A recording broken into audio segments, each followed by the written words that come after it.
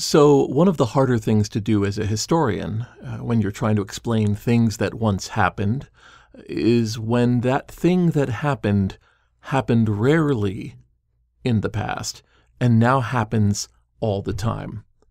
You'd think that'd make it easier, but it doesn't, because people now just consider it part of the landscape, a natural thing that happens. They then can't really imagine a time that it was rare or it was precious. So in this case, I'm actually talking about multi-party teleconferencing. In today's world, you can just start up a conference with a bunch of people, usually for free. You can put them all in the same voice line and talk. It's something we do during video games. It's something we do at the office. It just happens. But when I was young, when I was in my early teens, it was absolutely the holy grail.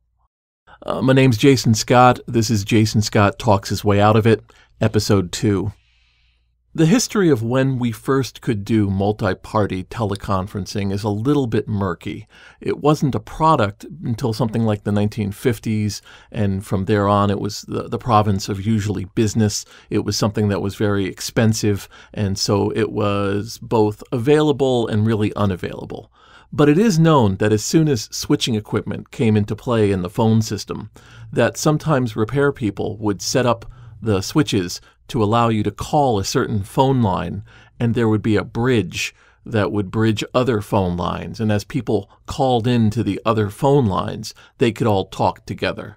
This was done primarily as a way to do diagnostics, but of course, people are people, and we don't know what those first conversations were. They're absolutely lost to time. Over the years, though, phone freaks, people who were really into the telephone system, which was this beautiful monolithic computer that spanned the globe, they figured out ways to get onto these bridges or even cause ones for themselves, and they would have teleconferences. And this was all happening in 1960s, 1970s. When bulletin board systems took over as places of communication, a lot of the information that had been learned through phone phreaking kind of washed up on the shore of the bulletin board. And when these text files were being written, many of the early ones are variations of either handwritten newsletters about phone phreaking or transcribed telephone information that's being provided to learn new tricks or cause really illegal tricks. I was definitely one of the people who would collect these old text files, and a lot of them are called box files, where you would hook a box up to a phone, and then you could do something unusual. Not pay for a phone call, forward your phone call to another phone line, and so on. But the thing is that telephone culture, that culture of being on the phone, is something that has faded in and out here in the last half of the 20th and the beginning of the 21st centuries. We used to have it that the phone was the way to reach somebody at their home remotely. You would call it, and a person would answer, and you would talk to them. After a while, we made machines that could answer the phone for you, and things got a little different for a while. Then we came to computers, and with computers, you didn't have to talk to anybody. But yet, there was a strong phone voice component. You'd call up a bulletin board system and perhaps get a call back from the operator to verify who you were. Voice validation was what it was called. So people had a way of using the phone that's kind of lost again. Even in the cell phone world, we're not really inclined to pick up the cell phone. It's probably a weird call if it's coming through over voice instead of on your computer in an email. So in this realm of voice calls and people talking on the phone along with computers, you get this very strange breed of teenager who sounds older on the phone and has a better character about themselves and has an amazing ability to social engineer their ways into places that no civilian, no customer is ever supposed to be. And I was lucky to know a few people like this. But phones were expensive. This is something that's completely lost to the modern era. But the idea of the telephone local calling area, where your exchange dictated which other exchanges you could connect to for a certain amount of money, and then other exchanges that would cost even more, and then area codes in which you could find yourself hundreds of dollars in debt from a single month of phone calls, especially with a computer that hooked up for hours on end. Every kid who used bulletin boards obsessively in the 1980s has that one terrifying memory that they've suppressed of when your parents got the largest phone bill they had ever seen in their lives. You know, a phone bill that would normally go between $14 and $28, suddenly skyrocketing to $200, $300, $400 in a single month. And then that talking to where they said, "This isn't going to happen again, is it?" And the kid would say, truthfully, "Of course it's not." We get then into phone codes and using places like MCI and Sprint and calling card numbers to not have to pay, not because somebody's trying to steal, but simply because they are so addicted to being online that they don't want to walk away from it, but they don't want to pay the hundreds of dollars. Another weird skill that came out of all this is the ability to hear an area code and know where it was from, because you had to make those calculations related to your bill or to knowing what time it was. It's a weird side effect that I knew for years, that 312 was Chicago, 212 was New York, and I knew that 617 was Boston, and I could tell you that 503 was Oregon, and go all the way down the line. It's just something you had to pick up to be able to walk through this expensive financial nightmare. It's still very hard for me to reconcile that the area code and the exchange on a telephone number has absolutely no bearing on its cost anymore. And it really doesn't matter who's calling you from where or where you're calling within the continent of the United States. But like everything, we get used to it. We don't think of it that way anymore. Pulling it back then to telephone conferences. If you like talking to people and you liked communicating with people online, you might be really enticed by the idea that there was a phone number you could call or a call that you would receive, and on it would be more than one person. I mean, it was interesting to talk to a person who wasn't in the same state as you or had different ideas than you, but the idea of connecting to a party, they were amazing parties, audio only, where people would connect and stay on for hours and hours. They would play each other music. They would talk about what they were doing, and they wouldn't walk away from it. You know what I'm saying? They would just be on the phone until your ear sweated out and you switched out to another ear, or you fell asleep for a while and you woke back up again. It's a very standard memory to have somebody snoring being one of the people on the line with you. We would have these calls, and they would last all night until the rays of the morning came. Now, unlike the online world, where there was an economy of posting new information or getting your hands on the newest programs that you had either copied yourself or gotten from other locations, the economy on the phone line was a little bit different. It was definitely one of performance. It really didn't matter what age you were, as long as you gave a good audio show. As long as you were a good conversationalist, or you had an interesting voice, or you came up with really good ideas, or you turned the conversation towards pranking or causing trouble with other phone lines out around the world. It was a completely different way of interacting with people. And I like to think that the skills I learned there I have parlayed into other arenas, working in radio, doing performances and presentations, and everything else with my voice. A lot of these have been lost to time for me. On textfiles.com, specifically audio.textfiles.com, there's some recordings of conferences, some that I made myself and some that others have made, that give you a real sense for how these things could go. They're interesting and weird, and I will tell you that it's sometimes 20 and 30 plus years since the recordings, so the things they're talking about, the phrases they're using are a little bit different, but you can really sense the fun party atmosphere that would come through on these conferences. I do remember one conference, though, that was just absolutely amazing. And in this one, I was at my father's house, and a phone call came to me because they knew I could be reached there. And it was later in the evening, and my father was going to bed. And I picked it up, and I found out that there was a bunch of people on the line, which told me that it was going to be an amazing night. The guy who was running it had a whole bunch of phone numbers on a list ready to go. And not all of these numbers were in the US, so that was special. I remember at one point we called up a bunch of phone numbers that were in the classifieds in England. And it was ads for people who wanted to start a band or were looking to sell something. And we would call them up and we'd get somebody and they had a different accent. And we'd say things to them and ask them questions. And I'm sure for them it was this weird experience to be descended upon by a bunch of shouting voices that were American by the dozen, that were completely enthralled with the most basic answers that they were given because they were the most amazing answers in that accent. I remember at one point we called a musician, and that musician's answering machine picked up. Now you've got a problem.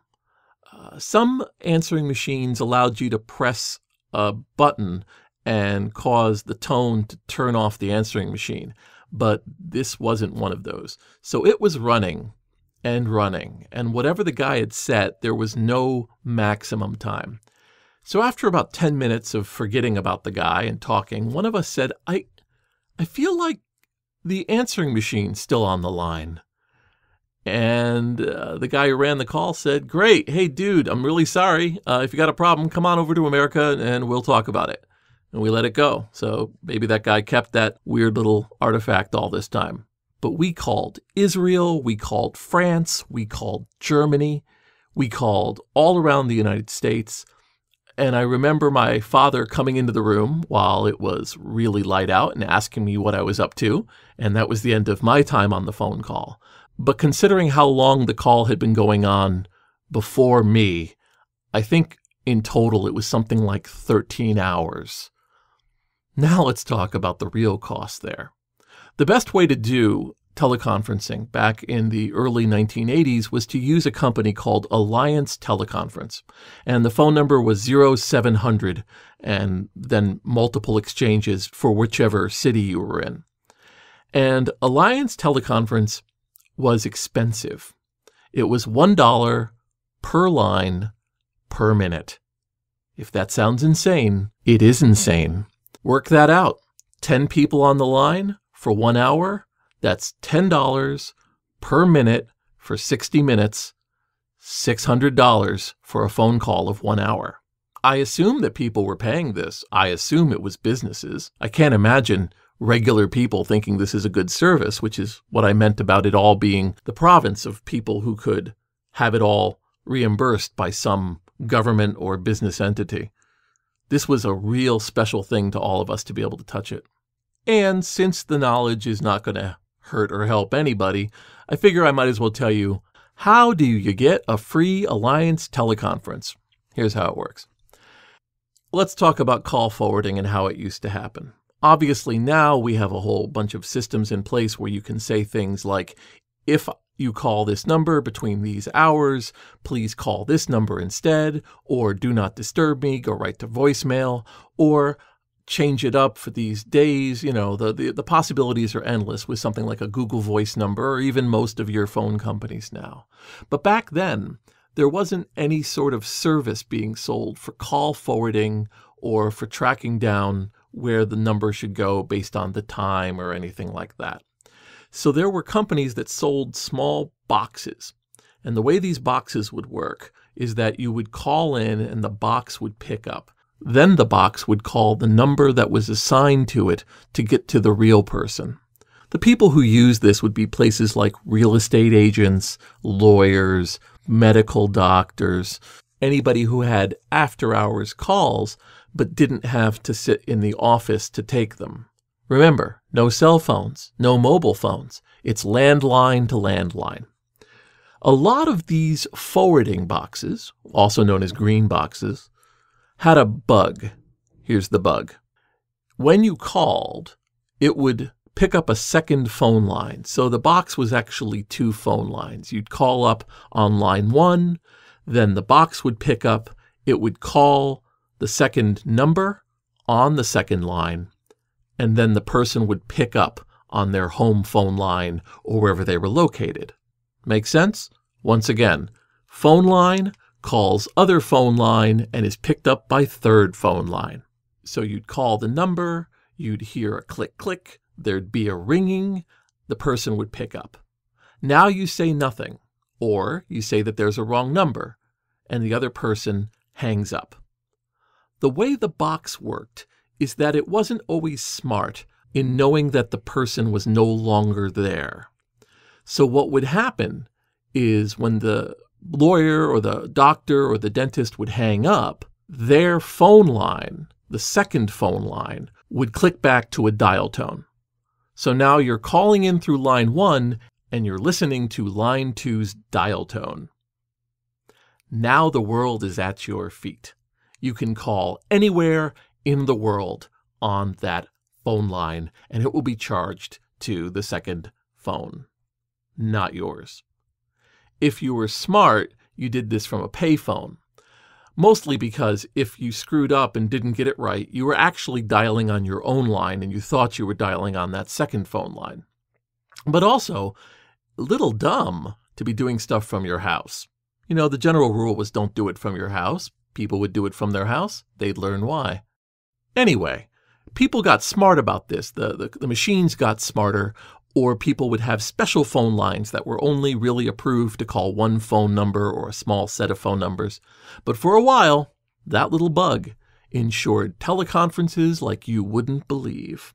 Now, how do you deal with the moral and ethical problems if you've just caused another human being the pain of learning about a $1,000 phone bill or a multi-$1,000 phone bill? Well, the answer is you don't. You're young. You talk yourself into thinking that maybe this person will just have to make a simple call and say it wasn't mine, it wasn't me. I didn't call up 12 people across the world for hours. But, never really worked that out, did we? One time I did have to work it out. Here's how that happened. So one day I pick up the phone and it's a teleconference. Oh man, this is going to be a great night. And at that time I was really lucky. I had a phone line in my room that was my own phone line. The reason for this was because my father, working for IBM, was using a computer system that had something called the Guardian on it. The Guardian system was a really interesting authentication mechanism where you would call into an IBM number and then you would type in your username and password, and then it would hang up on you. And then it would call the phone that was assigned to that username and password and give a carrier, and then your machine would connect to that phone. What that meant was the person not only had to know the username and password, but they had to be calling from that phone. It was a really expensive but really effective authentication mechanism. So we had one of those phones in the house. It was an IBM phone. It was paid for by IBM. And it was a phone that people could call me on because if we weren't using the computer, I could answer the phone. So I got a phone call on that line like I often did. It was a conference. We had a wonderful time. It went on for hours and hours. We called dozens of people. I remember at one point we were looking up weird names in the phone book, in the yellow pages, and there was a salad company in New York called Blazing Salads, and we could not get over that name, Blazing Salads. And it was about 9 or 10 at night, and we called up, and someone picked up, and we're like, is this really Blazing Salads? And he's like, yes, it is. And we were trying to explain to him what we were, and he sort of got it. And it was the end of the shift for him. And he's like, well, you're just stopping me from cleaning up this dump. So, hey, what's going on with you guys? We talked to the Blazing Salads guy for like an hour. I don't know how often people in the modern era would be calling up random pun-named food locations and asking them what's up, but that's what we did for fun. These phone calls went on into the night. We talked to a bunch of people in California, and, as the time shifted and it got later, we found more and more friends to talk to on the West Coast. And this was all being done through some sort of mechanism that was similar to what I described. And it was all going through Alliance Teleconference. And at some point, we hung up. We said good night. And that was the end of it. About a month and a half later, I get a phone call on the 4221 line, on that line from IBM. That was pretty interesting. And it was a woman whose name has been lost to time. I'm just going to call her Alice. And Alice was not happy. She wasn't enraged, but she wasn't happy. Somebody had called Alice's forwarding box and, in some magical method, had then launched into some sort of teleconference, and the teleconference bill was $4,500. Alice was not happy at all. And as she explained to me, I was the second person who had been called. In other words, the person had called in, they had started the conference, and then whoever it was called me first. So that was pretty suspicious to Alice. And Alice wanted to know a little bit more about me. Alice was confused because she had looked up the phone number and wasn't a person. It was a company. It was IBM Corporation, Armonk. And here was this kid answering, this 16-year-old kid, this high schooler kid who was having none of having his docs dropped. So she kept asking me my name, and I kept deferring. And she kept asking me, did I know who did this? And I said, no, people call me all the time. I've got no idea. And she asked me, did I know it was costing so much money? And I said, no, not really. I just thought the phone was free. And she and I had a really interesting conversation. A lot of it was about the philosophy of security and the philosophy of, oh, did I mention that Alice was working for ADT, the security company? Yeah, so we had cost the security company something like $4,500. And of course she was contesting the bill, but she was still trying to nail down who this kid was. We talked about security, about the philosophy and ethics of providing a security service, and I remember we had a discussion of what deadly force was, and throughout this what really was an interrogation, she would pepper it with things like, oh yeah, I mean, I'm sure you're involved in this stuff at your school. What school was that? And I'd say, oh, I don't know. I don't know if I should discuss that school. They're not, they wouldn't be proud of me. This cat and mouse game went on for something like an hour. And then she, wished me a good night and hung up. And she called back again, like a week or two later, just to see, would my father pick up? Would a parent pick up? Would somebody other than me pick up? Could we figure out who this was? And she talked to me a little more. And Alice and I talked, I think, 2 or 3 more times. Just a young kid and a security specialist talking about, what kind of world is it where this happens? Eventually, Alice gave up. She disappeared. That was the end of it. And I'm still fascinated at this conversation that was going on. And now, as time has kind of passed, I was in a situation where I was hacked. The Sockington account was hacked, and they attempted to sell the Sockington Twitter account, which had 1 million followers on it. But I ended up having their other accounts shut off. And we actually talked on Skype. They gave me a Skype account to call, and we talked about the ethics of hacking. And we talked about, was this a good idea? And was it a good idea to try to sell accounts you had hacked? And I realized that I had traveled the path, and I was now Alice. And it felt kind of weird. As time went on, that interesting teleconferencing company kind of faded away. I have a lot of trouble finding out whatever happened to Alliance Teleconference, but I'm sure they're a subsidiary of a subsidiary of a subsidiary these days. But we also lost that interest in multi-party conversations being anything special. You can have a multi-party conversation in 10 seconds today. You can fire up any number of clients and find yourself right in the middle of one with absolutely no ramp up, no fear, no concern, no amazement. It just happens. And I think we've lost something for that. I think that we've lost that performance aspect that a teleconference used to bring. And I treasure all the time that I spent on those things. Oh, and one other fact. About 8 months after Alice and I last talked, I remember I got dropped off by the school bus, and I was walking down to my house, and I always check the mail. Always something interesting. And inside of that mailbox was a brochure addressed to me, my real name, at my home address. And it was from ADT telling me about their services. I consider that a little tip of the hat from Alice, just to let me know that half a year later, I knew exactly who you are, you son of a bitch. Thanks for listening to episode 2 of Jason Scott Talks His Way Out of It. This podcast is related to raising money through a Patreon. You can reach that at patreon.com/textfiles. I'm on Twitter as textfiles, and I have textfiles.com. A special thanks to all of my Patreon supporters, but especially to Sam Johnston, Sebastian, Kevin Waters, and James Bekoyanu for giving more than $50 per episode. That's very appreciated. This is a weekly podcast. I'll tell you more stories next week.